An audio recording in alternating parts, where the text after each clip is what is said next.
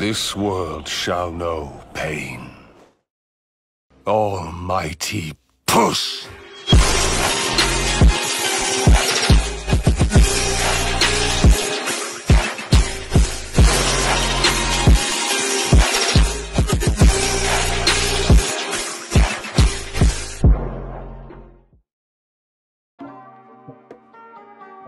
Joy Boy was a man from the surface world who played an important role in the history of Fishman Island.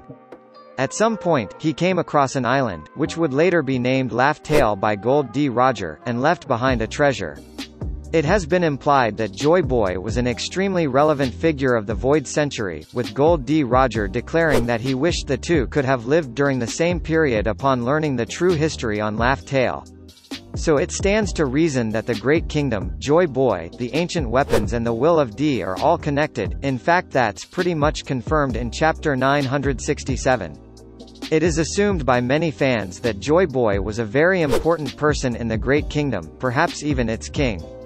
The clan of D was a very important clan in that ancient kingdom, possibly its rulers, and the ancient weapons were created by, or at the very least were in possession, of said kingdom. It's very likely that Joy Boy is the person who did wear the massive straw hat kept inside the vault in Mary Joieuse. A very popular theory is that the ancient kingdom had plans on destroying the Red Line, thus promoting the unity of the world in One Piece. That of course ties back to the fall of Mary Joieuse and the prophecy of the destruction of the Fishman Island, as well as the promised day, on which the merfolk will live on the surface, under the sun together with the humans and all other races. Chapter 967 has confirmed what most fans have already pretty much known, that the One Piece was already there when Roger got to Laugh Tale. Therefore it was left there by Joy Boy and the Ancient Kingdom. It's still possible that Roger had included something on the treasure, though. For the One Piece to function, or to work properly, it is believed that the three ancient weapons are needed. That's most definitely one of the reasons why Roger couldn't fulfill the will of that ancient kingdom, for he didn't have enough time. After all, Shirahoshi would not be even born in around 10 years. The One Piece is stated to be something tangible, meaning that it's not something figurative, or anything like that. Whoever finds it learns about the true history and becomes the king of the pirates. It is obvious at this point that the One Piece is at Laugh Tale.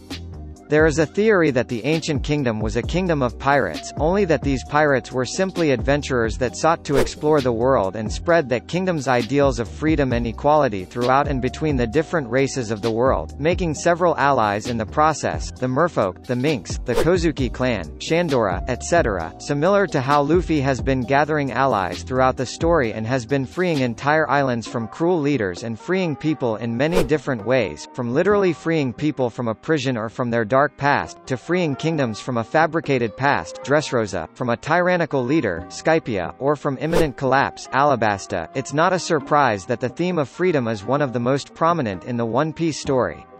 It is assumed that the ancient kingdom is Laugh Tale itself.